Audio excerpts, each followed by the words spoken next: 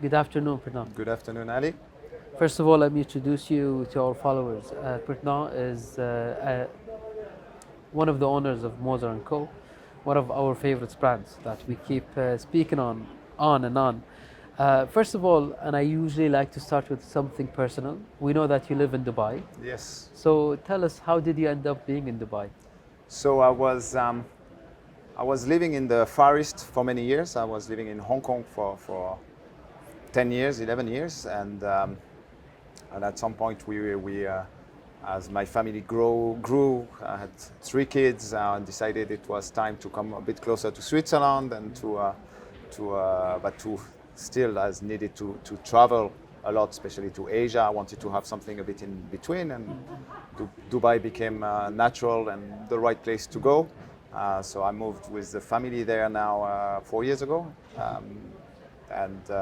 and yeah, it's a great place to meet a lot of people with, and I discovered really all the GCC region and all this region by being based there. And it's very convenient. It used to be very convenient for traveling and going, again to Hong Kong and all the Far East, or going also in the other side of the world, or going back to Switzerland for work. So yeah, it's very convenient, and having a. Were you based in Asia for work for Mozer, or like Yeah, previously? I started. Yeah, it's where. So when with my brother we took over Mozer 9 years ago now. The idea was to use Asia as a first stronghold and to build the brand. So we opened an office in Hong Kong, and I was already based there. So we opened our first subsidiary based in Hong Kong straight away when we started, and through time it became really developing very well Hong Kong. Now we're developing all China with Taiwan, Singapore, etc. And that's why the next step when I moved to Dubai was to continue to grow that part, but also open our second subsidiary in the Middle East, based in Dubai, to continue to build the GCC region. And now this year we went through our third subsidiaries. Now that is America, that we just opened months ago, which shows that we continue to grow. It's a very strong market at the moment. America is an extremely strong market, so we are opening to be closer. We believe a lot on having different offices and different people to try to be as close as possible to the collectors around the world, and to continue to build the brand. Amazing. And before we talk about the current collection and things that we want to talk about, the novelties and such, in the past 9 years, what was the hardest thing for Mozer? For Mozer nowadays, and before you start doing that, it went through. It went fast. Now that we look, it was long or fast, but we went through many things. When we took over the brand 9 years ago, the brand was in very, very difficult position. It was losing a lot of money. It was, when we took it, it was on the edge of bankruptcy. So we had to, the first part that was very difficult was to restructure. It had also some issues, quality issues that we had to fix. So a movement, which is an amazing movement, and part of the, which is the perpetual calendar, we had to completely redo it to make it that now it's probably one of most solid movement, and where we have no issue on qualities, but that's the sort of things we needed straight away to work on, but also really to restructure the brand, and then to really position the brand, to find our own identity. We believed when we took over, it was amazing movements, amazing manufacture potential, it was enormous, but it was lacking a real identity to the brand. And our main objective from day one was really to make Mozer unique, to have Mozer its own identity. And I think now that we look back, I think we achieved to have, I think the strengths of the brand today is that you can recognize a Mozer from far away through the dials. Through, you remove the whole logo and you can still... Exactly, and that was one of the exercises we did to say, are we going in the right direction? And at first was just an exercise, and now I think people can recognize through not having anything, which is the strength. And exactly. Exactly.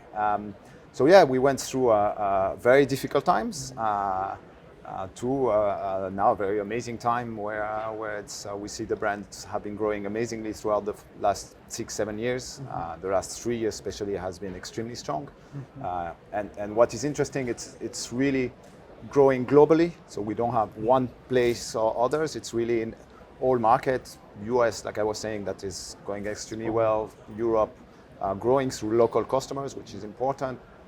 GCC region has always been strong, but in the last few years continue to grow. And we're meeting, as I was discussing earlier, when we go to a show like we are here in Bahrain, a few years ago, people will come to our booth and say, "Oh, Moser, who are you?" We will introduce the brand. You have to do the whole thing. Exactly, no, which we are here for that. Yeah. And now it's interesting to see, because people come and they're like, "Oh, do you have the Streamliner?" Or do you have? Yeah. They don't ask you about the brand. They ask you about specific products. It shows that they went through the process of learning who we are and what we are doing, and it showed really the progress we have done in the region and worldwide in brand awareness, in making people discover our brands, our sort of brands, independent brands in general as well. And it's very satisfying, and hopefully it will continue like that. And you keep doing amazing stuff, honestly, and I'm very happy to see that people, as you said, people don't ask us when we post about Moser, like, what is this brand? They just ask, what about this model? I've seen the brand, I like this model. Let's talk about a little bit about the novelties. And we're going to start with something you just mentioned, a watch that you can't get anymore, kind of, the Streamliner. And you're wearing the chronograph. So yes. A little bit about the history. I think 2 or 3 years ago, when did you exactly announce the... No. We launched it in January 2020. That was, afterwards looking at it, could have been a bad timing, but actually it was a good timing when we launched the first edition, which was the first chronograph. The only limited edition we did on the Streamliner today was a 100 pieces limited edition, which straight away, to our surprise as well, was a great success. We sold the 100 pieces, sold out the 100 pieces very fast when we delivered during a difficult period, because we delivered from January 2020 to June 2020. So during the period where the world was closing, when we didn't know what would be the future of the brand, when we were in March 2020, when every stores in the world were calling us, by the way, we are closing, we're like, so how are we going to sell watches, And the funny part is that straight away retailers were calling us, we are closed, but can you still deliver? Because our customers still want the watches. Even if we are closed, we will find a way to deliver the watches. So that was the first one. And it was a project we started, I think, 4 years earlier, 4 or 5 years earlier, where we wanted to build an integrated bracelet collection. To our surprise, it was probably the hardest watch we ever designed. Took so long. It was many times we were doing drawings. It was coming out and we're like, oh, it's something we already seen. It's too similar to this or too similar to that. Even if it looks good, it never satisfied us. And we wanted also those monolink on the bracelet, which was very complex to make. So it took a lot of time to design. And once we designed it, finally everybody, like my brother, the small team we are, so my brother Nicolas, which is the sales director, and Maurizio, which is in the product side, we are all satisfied that's the right product and go in that direction. Problem is, we discuss with suppliers to make the bracelet. They're like, it's impossible to make. It's too complex. We're like, no, we want that. They're like, no, we cannot do. So we're like, no, we want it. So we took even longer after. I think we lost another year just finding out how we can make all the finishes. The problem are all the different finishes on the bracelet. That's what makes it unique. Yeah. And that's what at the end, that's why we stayed, no, we want that. They're like, oh, we could do different. No, that's what we want. That's how we designed it. A question, like during the process, you mentioned 4 people. So you, your brother, and the research development. Do you go out and try to test it? Like during just the drawings, do you call a huge collector of Moser? Like, can you check? Very rarely. Usually when we have typically the Streamliner, so we had it, and as you've seen it a couple of months before the official launch. So we had the first prototype, I think, 3 months before the official launch. And there we showed it to people we know that we like to show things to few collectors, but the problem is that it's so close to the launch that you cannot really it was make the final watch. you can make small changes, but you cannot change the product. Bracelet, for example. Exactly. And on the Streamliner, as we were speaking the other day, is that when we first show it to some customers that have been buying Moser for many years, to some press, some were like, we were expecting them to be excited and they were not. So we were like, what did we miss? What did we do And wrong? this is your core hardcore Exactly. lovers, yeah. And the funny thing is that now we are 2 years later almost, and they all bought one and they all went here and now they love it. Because Took some we time. believe it's a design that needs to take time to be adopted. Like even if you talk to a watch collector, some people I noticed there's two stands on Moser. Either they're too simple and boring and I want a watch without, or it's I'm crazy about them. This is what I love about them. There's no logo. They removed the Swiss made. They did so many different things. Yeah, you cannot. We believe when you do a product, you need a reaction. Meaning, some people can hate it. Some people can love. If everybody loves it, I believe we made a wrong. mistake somewhere. Yeah. You need people to not understand what we did and our design. That's normal. Maybe they will like something else we do, but not on this particular product. It needs to create reaction to make some people really love it to the maximum, to have others that it doesn't speak to them. And you need a small quantity to your size of the company. Like you're Exactly. not here to impress everyone. No, we need to be different, but and we need people to identify themselves to this design, etc. And we noticed Streamliner now it's a full collection. It's becoming a full collection. Yeah. You started with the chronograph, you did the simple, you just released the perpetual. So what is next for Streamliner? Can we see it a full-on production? Yeah, so what we decided to do for the time being, probably medium term, is really we want to focus on those three products as being like one die per caliber. So for example, the perpetual will have this gray fumé dial, the chronograph have this funky blue fumé dial, and the green dragon has the center seconds have this green matrix green fumé dial, and we really want to identify each product and complication to its color. So we are not planning to come with other colors per complication in the medium term, at least for the next few years. However, we want to continue to diversify the collection, maybe with new calibers and maybe with new materials as well. That we're hoping to add maybe some luxurious material. Yeah, would be nice. Yes. In gold, maybe. Well, there's no luxurious material, Maybe. except gold and platinum. And I noticed something, and of course you did, is that the Streamliner took a lot of attention away from the other models or collection, let's say. Yet you did another heritage. Let's speak about it. Then you, I don't know, what do you call the color again? It's a burgundy fumé. So, yeah. As you mentioned, yes, Streamliner took a lot of light, to our pleasure as well, and that shows that it's an appreciated product, and I think it's also in line with the industry in general and the attraction towards integrated bracelet watches. However, we believe it's very important for a brand like Moser to continue to push and develop all our 4-pillar collections. So we have the Endeavor, which is a more classy, elegant line. We have the Heritage that you are mentioning, which come from a pocket watch to show our history, the history of the brand.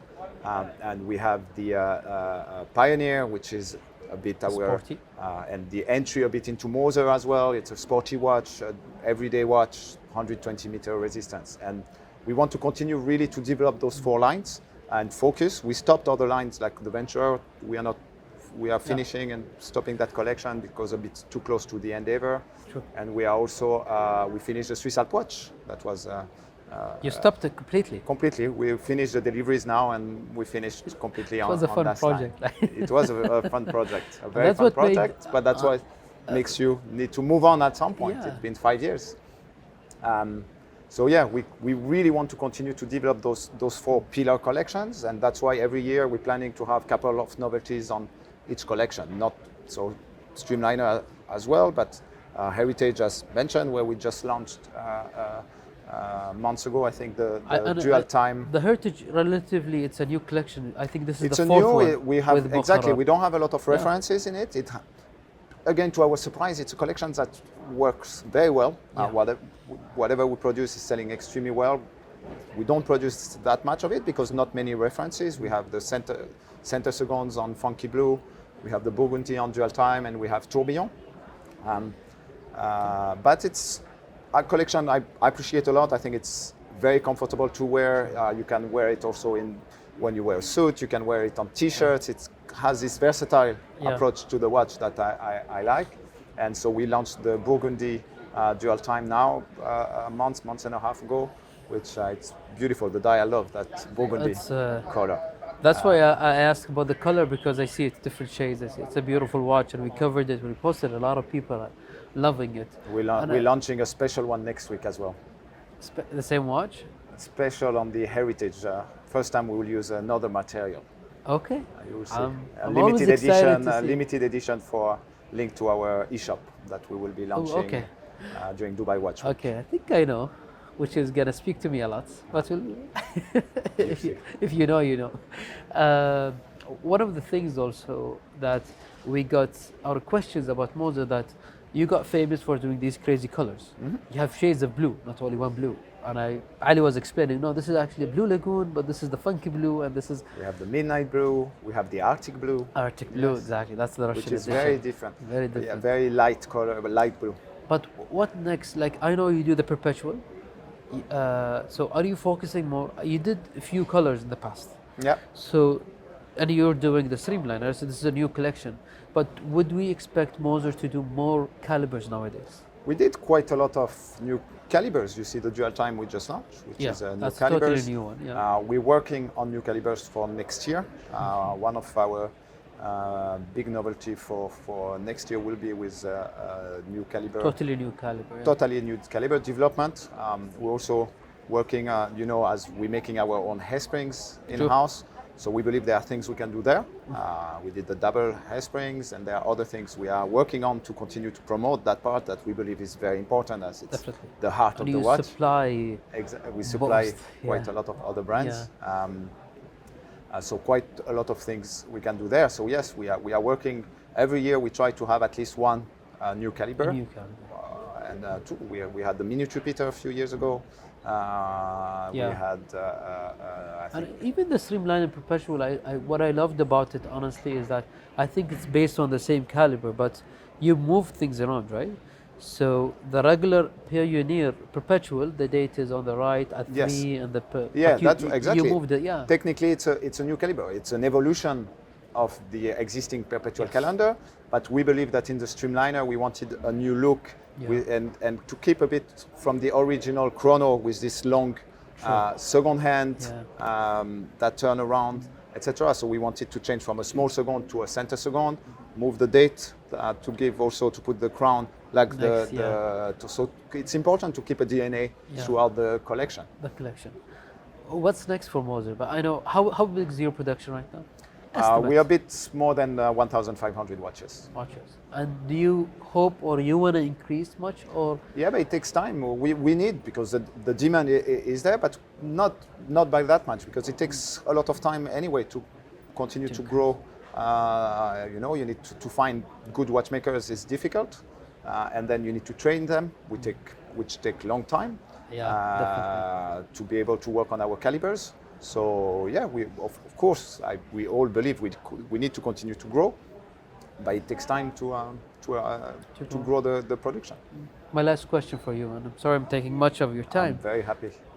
What does being independent mean to you? I think it means freedom, first of all. At the end of the day, I don't have 100% freedom. My brother don't have 100% freedom, because we need to more or less agree together. But that's all. It's one phone call, and still we try to have everybody on board from the team. But it's fun, because we work as family. Also, our father is our chairman, so it's really a family business, and it's a lot of fun to work together. And I think we have a fun team also around, and so we have a lot of freedom to do what we want. We make products, and we all realize that products that we want to wear at the end of the day are the one that sells well, and it goes together. So we try to do things that we like, that we love, that we want to wear, and at the end it's big. And that's why we saw also our clientele throughout the 10 years completely changed to younger and younger crowd that is attracted to our products, but probably linked because we're doing also things that we like. Yes, we're getting older, but still we started in our early 30s, so it was No. One of the best things I honestly love about independence being the able to sit with the guy who's making the watch that I love. So that's a huge plus for collectors, and I met a lot of people that actually, like, were surprised to contact your brother on Instagram. They got a reply, and they're like, so I imagine Ali, I'm talking to the owner of a brand that I buy a watch from, and he replied within a day. I'm So not this is even. something. I'm not sure he will be happy. He might receive a lot, but all the infos at Moser. When you send an email, it will go. It doesn't mean he replies to all, but he will check to see if there is something he needs to reply, etc. So yeah, it's important. And now with social media, you know, we have. I see if often it's for positive. Like, oh, I just bought Moser. I'm so happy, and we discuss how did you buy it, how did you meet the brand. So we learn a lot, and we create contact. And if we go in the same city, we try to meet each other. Or in the same time, which happens in the watch industry, has an issue with his watch. He has a direct contact to say, listen, my watch had a problem. I don't know what happened. Can you help me? We will try everything to help him. Okay, where is the watch? What can we do? Don't worry, we will take care of it, etc. So we're trying to keep as much as possible. It's a lot of work to try to keep a relationship with everybody, but I believe it's something extremely important. We could not live without the support of our collectors. So it's our duty to try to be as close as possible, to come here to Bahrain, to go to Kuwait, to go to be in Dubai Watch Week next week, to meet people, discuss, and try to do the best we can. Amazing. Thank you very much. My Appreciate pleasure. it. And if you want to add anything at the end? No,